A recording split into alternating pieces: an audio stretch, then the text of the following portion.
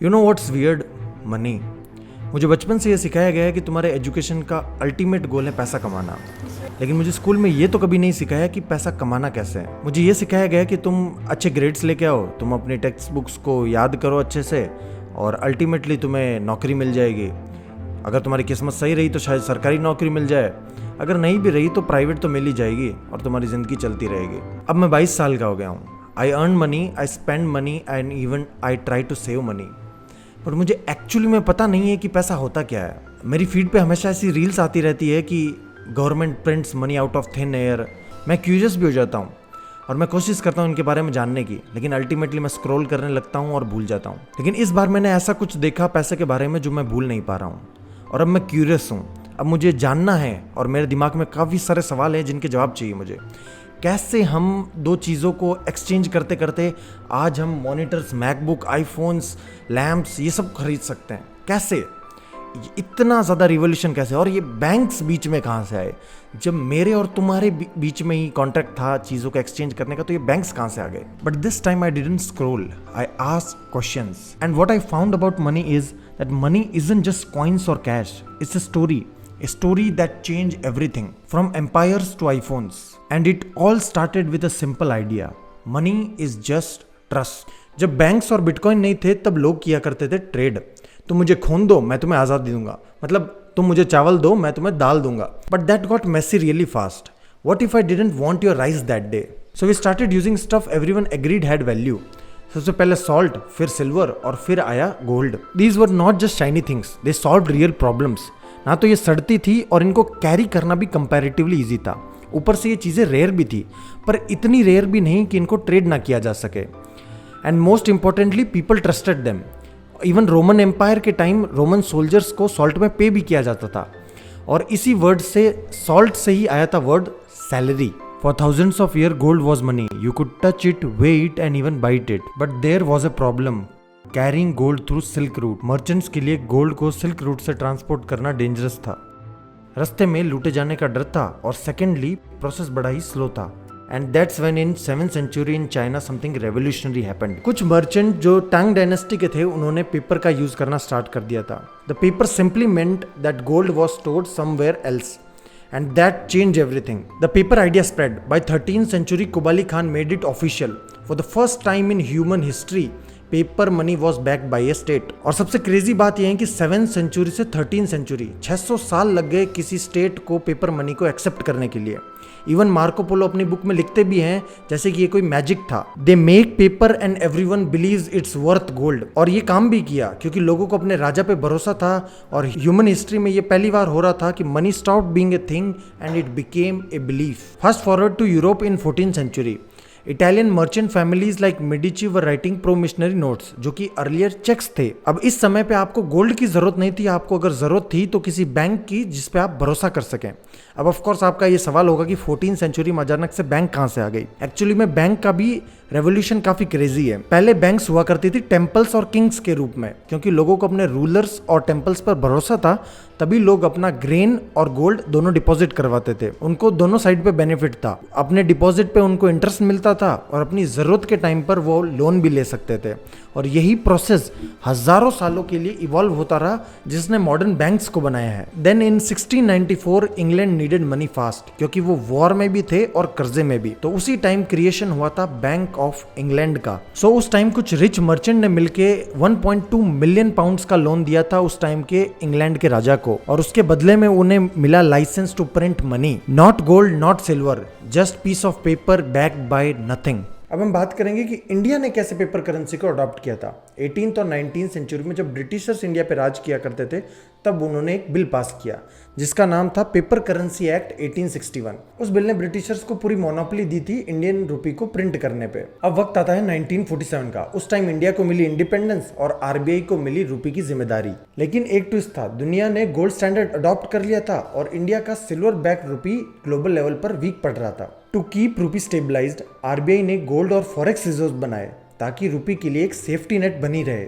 मुझे तो बचपन से यही बताया गया था कि अगर आरबीआई 100 रुपये प्रिंट करती है तो 100 रुपये वर्थ का गोल्ड एक लॉकर के अंदर रखा जाता है। ये पॉलिसी इंडिया ने तो कभी अडॉप्ट नहीं की थी, पर एक कंट्री ने की थी, वो था यूएस। लेकिन वो भी बहुत जल्द खत्म हो गया 1971 में। 1971 में यूएस के प्रेसिडेंट ने ये कहा, I have directed Secretary Connally to suspend temporarily the convertibility of the dollar into gold. और उस समय के बाद यूएस ने भी अपना गोल्ड स्टैंडर्ड छोड़ दिया, एक इकलौता कंट्री जिसका डॉलर एक गोल्ड से पेग्ड था। और 1971 के बाद से सभी कंट्रियों ने पेपर करेंसी को अडॉप्ट कर लिया था। And from that time onwards paper money was called fiat currency. Fiat currency का मतलब है कि उस पेपर की कोई इंट्रिंसिकली वैल्यू नहीं है। और इस चीज को मैं इंडियन रुपी के एग्जांपल से समझाता हूँ। अगर आरबीआई आज 100 रुपए प्रिंट करती है तो उसमें से 9 रुपए वर्थ का गोल्ड लॉकर में रखा जाएगा, बाकी बचे 91 रुपीज पे फॉरेक्स रिजर्व्स, गवर्नमेंट सिक्योरिटीज और फॉरेन करेंसीज खरीदी जाएगी। अब फॉरेन करेंसी वाला लॉजिक तो ऐसे हो गया कि हम बेट कर रहे हैं कि दूसरी करेंसी हमसे पहले ना गिरे। अगर वो पहले फ्लॉप हो गई तो हमारे फॉरेन रिजर्व्स खराब हो जाएंगे। अगर हमारे फॉरेन रिजर्व्स खराब हो जाएंगे तो जिस चीज से हम रुपी को बैक कर रहे हैं वो तक खराब हो जाएगी, तो फिर रुपी खुद की वैल्यू नहीं रहेगी, तो इकोनॉमी खुद कोलैप्स हो जाएगी। अब सवाल यह है कि अगर सभी फिएट करेंसी इतनी ही कमजोर हैं तो ये सिस्टम कोलैप्स क्यों नहीं हो जाता? इसके पीछे दो रीजन है, एक तो है सरकार का ट्रस्ट और दूसरा है इकोनॉमी की स्ट्रेंथ। और इन दोनों चीजों के सबूत आपको आगे मिलने ही वाले हैं। फिएट करेंसी को ऐसे टूल की तरह यूज किया जाता है जिससे इकोनॉमी ग्रो तो करे लेकिन कोलैप्स ना करे। अब ये प्रोसेस काम कैसे करता है ये मैं समझाता हूँ आपको एक एग्जांपल के साथ। अज्यूम करो कि आरबीआई ने 100 रुपए प्रिंट किए और वो पैसे दिए एक बैंक को और उस पर 4% रेपो रेट चार्ज किया। मतलब अब बैंक को 104 रुपए आरबीआई को वापस लौटाने हैं। And to remain profitable that bank has to sell that loan for more than 4%। अब वो बैंक अपने एक्सपेंसेस प्लस प्रॉफिट कैलकुलेट करके उस लोन्स को home loan, car loan, business loan के रूप में आगे पब्लिक को सेल करेंगे। और जब अजय और प्रिया जैसे आम लोग होम लोन लेने जाएंगे वही बैंक उनको 9 से 10% इंटरेस्ट रेट पे लोन बेचेगी। हम अज्यूम करते हैं कि अजय और प्रिया ने 10 लाख रुपए का होम लोन लिया। वो जाएंगे मार्केट में और खरीदेंगे उससे गुड्स और सर्विस, और वो पैसा जाएगा सर्विस प्रोवाइडर्स और बिजनेसमैन के पास, और वो लोग वो पैसा डिपॉजिट करवाएंगे बैंक्स में। अब मैं आपको एक और क्रेजी कॉन्सेप्ट बताता हूँ। 10 लाख रुपए अगर कोई डिपॉजिट करवाता है बैंक में तो बैंक को लीगली 100% अमाउंट अपने पास रखने की जरूरत नहीं है। बैंक सिर्फ 10 लाख का सिर्फ 10% अपने पास रखेगा, यानी कि 1 लाख रुपए। बाकी 9 लाख की अमाउंट बैंक लोन कर सकता है। मैंने इस वीडियो की स्टार्टिंग में एक स्टेटमेंट कही थी कि banks create money out of thin air.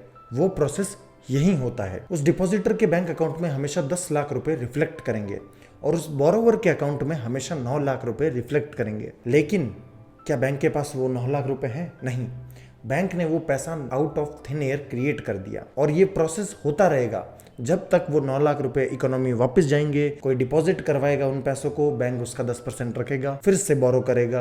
Bank वो प्रोसेस जब तक करेगा जब तक अमाउंट इतना छोटा ना हो जाए कि वो लोनेबल ना हो। अब आपके मन में एक सवाल आ रहा होगा, क्या हो अगर सभी लोग अपना पैसा लेने एक साथ बैंक पहुंच जाए? Well ladies and gentleman, that's when bank runs. Well bank run जब तक नहीं होता जब तक मैंने ऊपर बताई 2 कंडीशंस में से एक कंडीशन मीट ना हो जाए। या तो लोगों का भरोसा गवर्नमेंट से उठ जाए या फिर उनका भरोसा उठ जाए अपनी इकोनॉमी से। सभी बैंक रन में सेम ही चीजें होती है, या तो होते हैं क्राइसिस और या होते हैं स्कैम्स। जब गवर्नमेंट इन चीजों को कंटेन ना कर पाए तब लोगों को अपने पैसे खोने का लगता है डर, और लोग लेने जाते हैं पैसा अपनी बैंक में, क्योंकि बैंक ने वो पैसा थिन एयर से क्रिएट किया है तो बैंक के पास उतना पैसा होता नहीं है, और तब होते हैं बैंक रन्स। अगर बैंक रन्स ना हो और बैंक अपनी लेंडिंग कंटिन्यू रखती है तब क्या होता है? देखो, जब बैंक ज्यादा लोन देती है तो इकोनॉमी में पैसा बढ़ जाता है और उसकी वजह से इन्फ्लेशन बढ़ता है। वो कैसे होता है? अज्यूम करो कि एक इकोनॉमी 100 धान की बोरी प्रोड्यूस करती है और उस 100 धान की बोरी को खरीदने के लिए इकोनॉमी में 100 रुपए हैं। अब एक बोरी के लिए आपको 1 रुपया देना है और आपको 1 धान की बोरी मिल जाएगी। जब बैंक ज्यादा लोन देती है तो इकोनॉमी में सप्लाई ऑफ मनी बढ़ जाती है लेकिन प्रोडक्शन तो उतना ही है। अब उस सेम गुड को खरीदने के लिए आपको एक्स्ट्रा पे करना पड़ेगा क्योंकि इकोनॉमी में पैसा ज्यादा है। जब इकोनॉमी में महंगाई बढ़ जाती है तब सफर करते हैं आम लोग। अब आरबीआई इसको काउंटर करता है रेपो रेट्स को बढ़ा के। जब रेपो रेट्स बढ़ जाती है तो बैंक्स के लिए आरबीआई से बोरो करना एक्सपेंसिव हो जाता है। जब आरबीआई से बोरो एक्सपेंसिव किया जाएगा तो वो लोन्स भी एक्सपेंसिवली सेल करेंगे। जब बिजनेसेस के लिए बोरो करना एक्सपेंसिव हो जाता है तब वो अपने एक्सपेंसेस कट करना स्टार्ट करते हैं। जब एक्सपेंसेस कट होंगे तब सैलरीज नहीं बढ़ेगी। जब सैलरीज नहीं बढ़ेगी तो लोग अफोर्ड कम कर पाएंगे। जब अफोर्ड कम कर पाएंगे तो खर्चा कम होगा और अल्टीमेटली इकोनॉमी से जो एक्सेस डिमांड थी वो हट जाएगी और फिर से इन्फ्लेशन कम हो जाएगा। अब यही साइकिल को बार बार रिपीट किया जाता है इन्फ्लेशन को कभी बढ़ाने के लिए, कभी घटाने के लिए। एक इकोनॉमी को ग्रो करने के लिए इन्फ्लेशन की जरूरत है। जब इकोनॉमी में इन्फ्लेशन नहीं होता तो इकोनॉमी एक्चुअली में ग्रो नहीं करती। इन्फ्लेशन एक डबल एजेड सॉर्ड है। आपने इसको सही से कंटेन नहीं किया तो इकोनॉमी में हाइपर इन्फ्लेशन हो सकता है और उससे पूरी इकोनॉमी बर्बाद हो सकती है। लेकिन अगर आपने इन्फ्लेशन बहुत ज्यादा कम रखा तो इकोनॉमी एक्चुअली में ग्रो ही नहीं करेगी। लेकिन जहां तक मेरी अंडरस्टैंडिंग कहती है, चाहे इन्फ्लेशन बढ़े चाहे इन्फ्लेशन को घटाया जाए, लेकिन हमेशा सफर तो एक आम आदमी ही करता है। जब इन्फ्लेशन बढ़ता है तब महंगाई की वजह से रोता है, जब इन्फ्लेशन कट होता है तब आम आदमी की सैलरी नहीं बढ़ती। दोनों ही साइड में पिसना तो आम आदमी को ही है। This paper money only favours those who are rich and you better be one of them. अगर ये चीजें इतनी ही जरूरी हैं तो इनको स्कूल में पढ़ाया क्यों नहीं जाता? SMP's global financial literacy survey ये कहता है कि ओनली 24% ऑफ इंडियन अडल्ट्स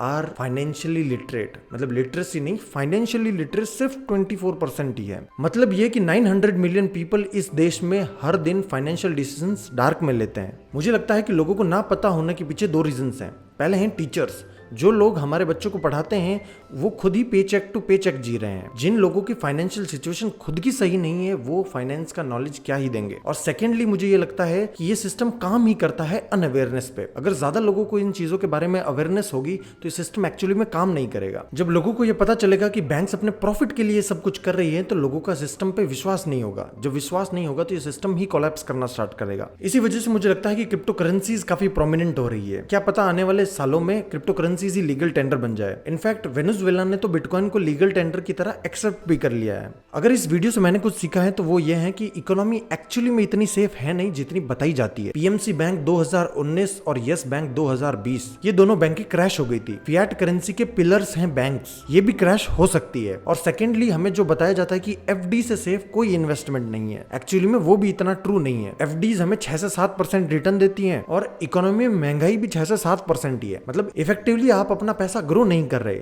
आप बस उसको मेंटेन कर रहे हैं बढ़ते इन्फ्लेशन के साथ। इस इकोनॉमी की सच्चाई यही है कि क्रिप्टो, बॉन्ड्स और स्टॉक्स में इन्वेस्ट करना आपकी नेसेसिटी है। आप ये आर्ग्यू कर सकते हैं कि अगर फिएट करेंसी को फॉलो करने वाली देशों की इकोनॉमी ही कोलैप्स हो जाएगी तो मेरे स्टॉक्स और बॉन्ड्स की क्या वैल्यू रहेगी। आप इस बात में सही भी हैं कि उनकी कोई वैल्यू भी नहीं रहेगी। अगर आपको अपने मेहनत से कमाए पैसे को इन्फ्लेशन से इरोड होते नहीं देखना तो आपको इन्वेस्ट करना ही पड़ेगा। आपके पास कोई अल्टरनेटिव नहीं है। Well, gym Rohan already said it. The minute you were born, it got risky. If you think trying is risky, wait till they hand you the bill for not trying.